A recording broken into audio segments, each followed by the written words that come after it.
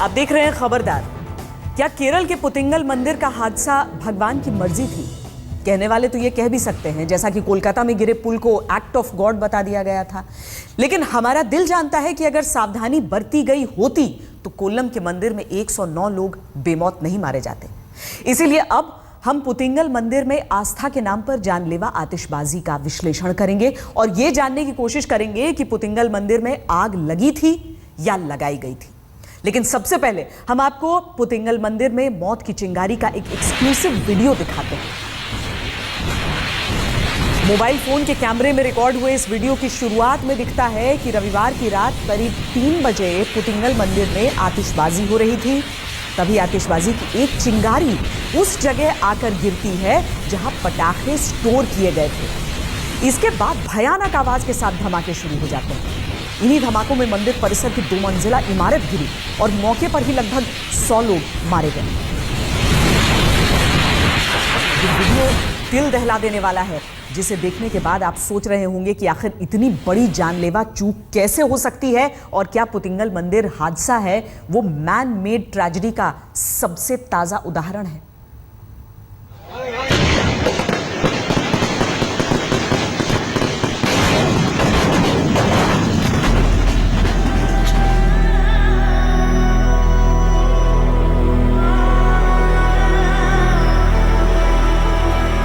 आस्था के सामने कानून के तर्क कैसे बौने हो जाते हैं, ये उसकी मिसाल है। आतिशबाजी की स्पर्धा पर प्रशासन की रोक लगी थी, लेकिन फिर भी हुई और होड़ की इस दौड़ में 109 लोगों को अपनी जान गंवानी पड़ी। यहाँ के मंदिर की जो एडमिनिस्ट्रेशन है वो जाके डिस्ट्रिक्ट कलेक्टर और वहाँ और डिस्ट्रिक्ट मैजिस्ट्रेट से ये कहने लगे कि थोड़ी सी आतिशबाजी होगी, ज्यादा नहीं होगी। ये कहते हुए उन्होंने ओरल सबमिशन किया था, पर जब आखिर में यहाँ पे आतिशबाजी हुई 150 किलो की आतिशबाजी हुई थी और करीब 1 घंटा तक ये चल रहा था। आतिशबाजी के लिए परमिशन बिल्कुल नहीं था। केंद्र सरकार के विस्फोटक नियंत्रण विभाग की टीम मौके पर जांच के लिए पहुंची। जांच में पता चला है कि पटाखों की विस्फोटक क्षमता बढ़ाने के लिए प्रतिबंधित रसायनों का भी प्रयोग किया गया था।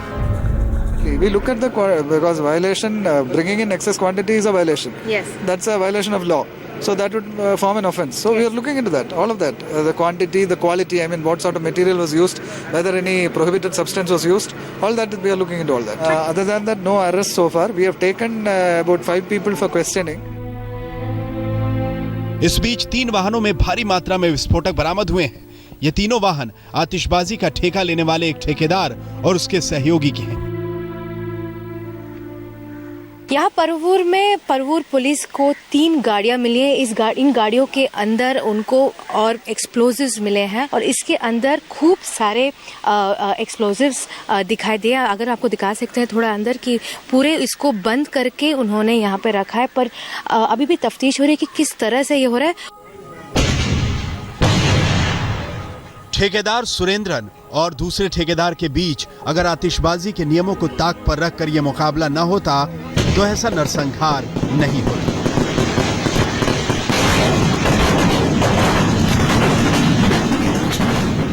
आतिशबाजी की स्पर्धा पर रोक लगी थी। एडीएम कोल्लम ने आदेश की कॉपी जारी करते हुए कहा कि पुतिंगल देवासम मैनेजमेंट कमेटी के सचिव जे कृष्णाकुट्टी के आतिशबाजी के आवेदन को पहले ही खारिज किया गया था। आदेश में यह भी कहा गया था कि यदि नियमों का उल्लंघन होता है तो इसमें धारा 208 के तहत दोषियों के खिलाफ कार्रवाई होगी। बावजूद इसके आतिशबाजी को अंजाम दिया गया और उत्सव के नाम पर 109 लोगों को जान गंवानी पड़ी। कोल्लम में रोहिणी स्वामी के साथ आज तक ब्यूरो।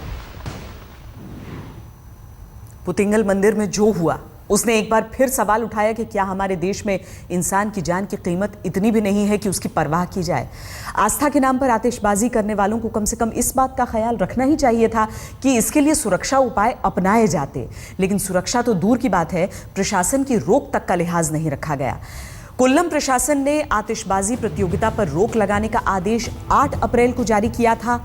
स्थानीय निवासी के आवेदन पर प्रशासन ने आदेश जारी करते हुए कहा था कि नियमों का पालन कराने की जिम्मेदारी स्थानीय पुलिस की होगी। आदेश की कॉपी देते हुए पुलिस को कहा गया था कि आयोजन की तैयारियों पर निगरानी रखे, यदि नियमों का उल्लंघन होता है तो तुरंत प्रशासन को रिपोर्ट कर कार्रवाई करे। लेकिन ऐसा नहीं हुआ। जाहिर है इस नरसंहार के लिए पुतिंगल देवासम मैनेजमेंट कमेटी दोषी है, जिसने रोक के बाद भी भारी मात्रा में विस्फोटक जमा कराए, रोक के बाद भी आतिशबाजी में बड़े धमाके की प्रतियोगिता करने को बढ़ावा दिया। और मंदिर समिति के साथ वो पुलिसकर्मी भी दोषी हैं जो मौके पर सब कुछ देखते हुए भी मूक दर्शक बने रहे। अगर मंदिर समिति और पुलिस ने अपने कर्तव्य का पालन किया होता तो इस मानव निर्मित नरसंहार को रोका जा सकता था। वैसे तो आस्था के आगे हर तर्क घुटने टेक देता है, लेकिन फिर भी सोचिए, क्या आस्था के नाम पर आतिशबाजी करना जायज है? वो भी तब जब बिना किसी इजाजत ऐसा किया जाए, जैसा कि पुतिंगल मंदिर में हुआ था। केंद्र सरकार के एक्सप्लोसिव एक्ट 2008 के मुताबिक पटाखों और आतिशबाजी में खतरनाक केमिकल्स का इस्तेमाल नहीं किया जा सकता। पुतिंगल मंदिर में हुई घटना में पटाखों में पोटेशियम क्लोरेट का इस्तेमाल किया गया था। नियम के मुताबिक आतिशबाजी के सार्वजनिक आयोजन में लोगों को कम से कम 100 मीटर की सुरक्षित दूरी का पालन करना चाहिए। भारत में नियम और कानून को तोड़ना कोई नई बात तो नहीं है, लेकिन दुनिया के कई देश हैं जहां आतिशबाजी के नियम भी हैं और उन नियमों को मानने वाली सोच भी। ऑस्ट्रेलिया में पायरोटेक्निक यानी आतिशबाजी विशेषज्ञ की उपस्थिति में ही की जा सकती है। नियमों का उल्लंघन करने पर $5000 के जुर्माने का प्रावधान है। बढ़ते प्रदूषण और जानलेवा घटनाओं को देखते हुए चीन कम से कम 130 शहरों में आतिशबाजी पर पाबंदी लगा चुका है। नियम तोड़ने पर 500 युआन जुर्माने का प्रावधान है। अमेरिका के न्यूयॉर्क में सिर्फ फुलझड़ियां और धमाका न करने वाले छोटे पटाखे फोड़ने की इजाजत है। आतिशबाजी का सार्वजनिक प्रदर्शन भी सिर्फ विशेषज्ञ की देखरेख में करवाना जरूरी होता है। ऐसा इसलिए है क्योंकि इन देशों में आस्था से ज्यादा लोगों की जान की फिक्र की जाती है, लेकिन हमारे देश में आस्था के नाम पर लोगों की जान भी जाती है, कभी भगदड़ में, कभी दुर्घटना में, कभी आस्था के नाम पर अवैध आतिशबाजी, जैसा कि कोल्लम में पुतिंगल मंदिर में हुआ। अब हम आपको महाराष्ट्र के सूखे गले में पानी के इंजेक्शन का विश्लेषण करेंगे। पानी के ये इंजेक्शन एक विशेष ट्रेन के जरिए किसी भी वक्त लातूर पहुंचने वाले हैं, जो महाराष्ट्र का सबसे ज्यादा अकालग्रस्त जिला है। महाराष्ट्र में प्यासे लातूर को पानी पिलाने के लिए सांगली जिले से चल चुकी वाटर एक्सप्रेस ट्रेन आज रात मराठवाड़ा के लातूर पहुंच जाएगी। इस ट्रेन में कुल 10 टैंकर लगे हुए हैं। हर टैंकर में करीब 50,000 लीटर पानी भरा है। टैंकरों में पीने का पानी भरने से पहले इन टैंकरों को राजस्थान के कोटा भेजकर उनकी खास तरीके से सफाई की गई थी। महाराष्ट्र में ऐसा पहली बार हो रहा है जब अकालग्रस्त राज्य को पानी सप्लाई करने के लिए ट्रेन का इस्तेमाल किया गया है। लातूर पहुंची वाटर एक्सप्रेस ट्रेन पर करीब 5 लाख लीटर पानी है, जो लातूर के सूखाग्रस्त इलाकों में सप्लाई किया जाना है। लेकिन ट्रेन से पहुंचा पानी लोगों के घरों तक जल्द पहुंचे, ये हम उम्मीद करते हैं। कहते हैं कि डूबते को तिनके का सहारा काफी होता है। देखना यही है कि सूखे में डूबते लातूर के लोगों को पानी का ये इंजेक्शन जीवन दान दे पाएगा या फिर नहीं।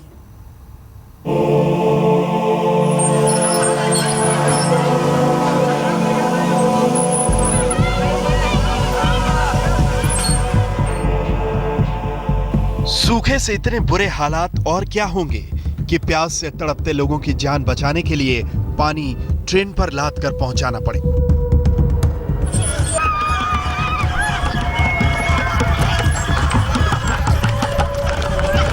लातूर में सूखे के क्या हालात हैं, ये तस्वीरें बयान करती हैं।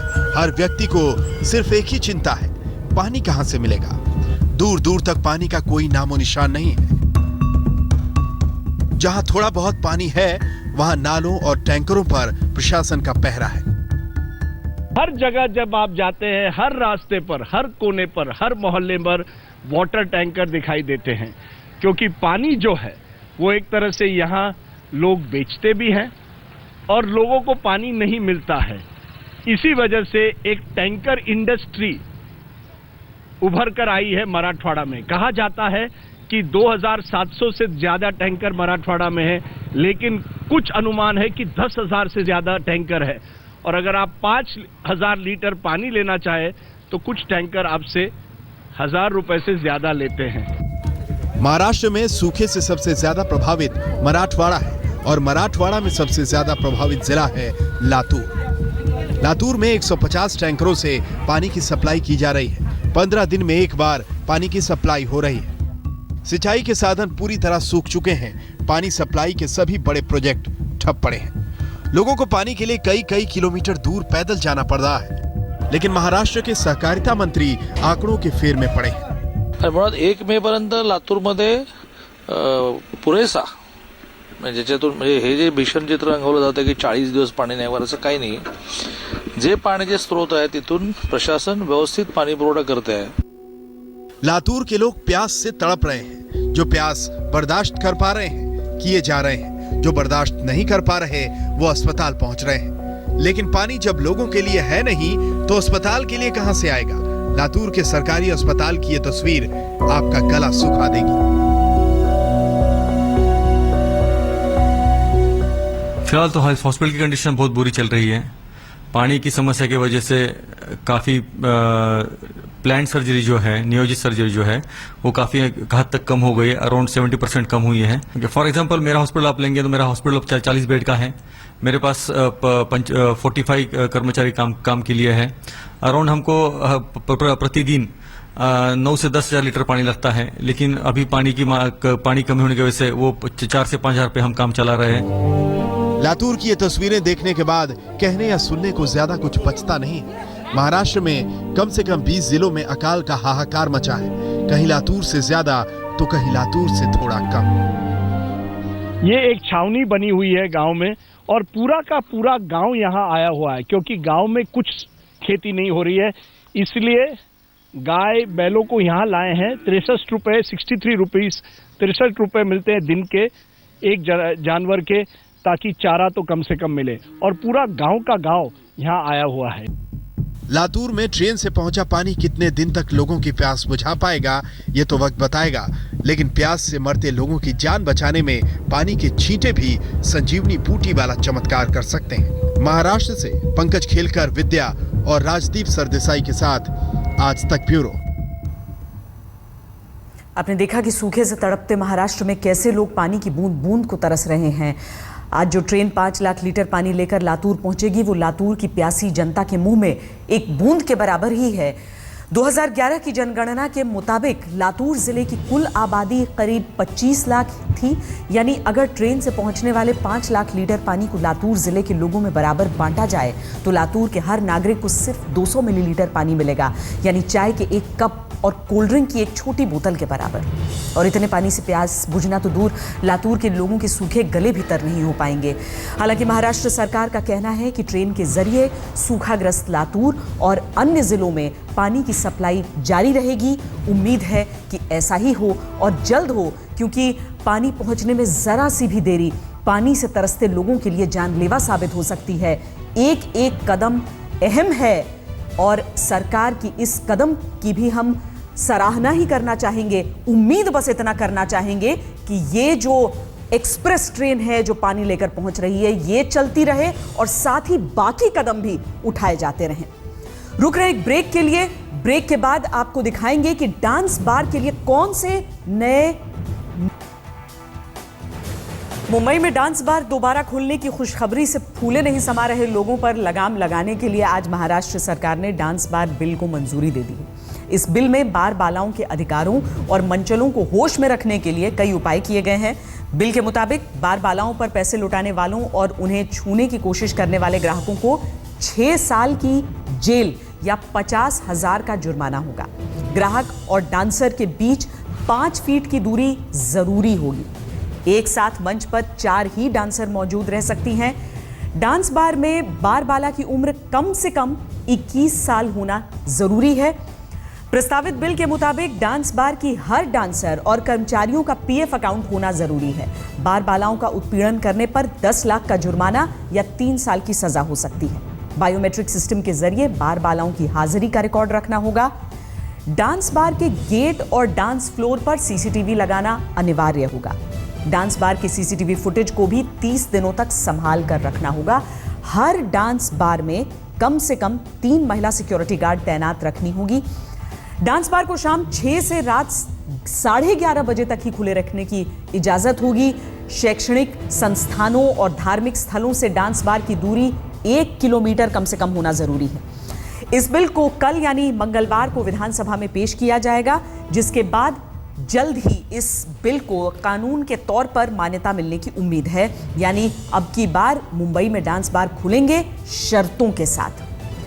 डांस बार में बढ़ती अश्लीलता और गुंडों का अड्डा बन जाने की दलील देकर महाराष्ट्र में 11 साल पहले डांस बार पर बैन लगा दिया गया था, लेकिन करीब 10 साल बाद सुप्रीम कोर्ट ने अक्टूबर 2014 में मुंबई में डांस बार पर लगी पाबंदी को यह कहकर हटा दिया था कि डांस बार एक सम्मानित पेशा है। ऐसे में अब हम आपको महाराष्ट्र में डांस बार कल्चर के बारे में कुछ रोचक जानकारी दे दें।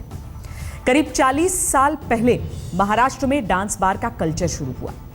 महाराष्ट्र का पहला डांस बार 1970 के दशक में रायगढ़ जिले के खालापुर में खुला था। डांस बार में पहले डांस नहीं होते थे। महाराष्ट्र के गरीब परिवारों की लड़कियों को बार मालिक शराब परोसने के लिए रखते थे, तब इसे वेटर सर्विस नाम दिया गया था। वक्त के साथ डांस बार में ऑर्केस्ट्रा की शुरुआत हो गई। इसके बाद ऑर्केस्ट्रा और बॉलीवुड गानों पर लड़कियों को डांस करवाया जाने लगा, जिन्हें बार बालाएं कहा जाता है। साल 1984 तक महाराष्ट्र में सरकार द्वारा मान्यता प्राप्त डांस बार्स की संख्या सिर्फ 24 थी, जो 2005 में करीब 1,500 हो गई। इसमें से 700 डांस बार्स अकेले मुंबई में थे। 2005 तक महाराष्ट्र के डांस बार्स में करीब 1.5 लाख बार बालाएं काम करती थी। महाराष्ट्र सरकार ने अगस्त 2005 में डांस बार्स पर पूरी तरह रोक लगा दी, लेकिन सुप्रीम कोर्ट के फैसले के बाद अब डांस बार्स एक बार फिर चमचमाती मुंबई में रौनक लाएंगे और फिर से बार बालाओं के कदम डांस फ्लोर पर थिरकते हुए दिखाई देंगे। खबरदार में आज के लिए इतना ही। देश और दुनिया की बाकी खबरों के लिए आप देखते रहिए आज तक। पाकिस्तान से खबर आ रही है, भूकंप से 2 लोगों की मौत की खबर। पाकिस्तान में भी भूकंप के झटके महसूस किए गए। पेशावर, लाहौर, इस्लामाबाद, जहां झटके महसूस किए गए। हम यही बात अब से थोड़ी देर पहले कर रहे थे।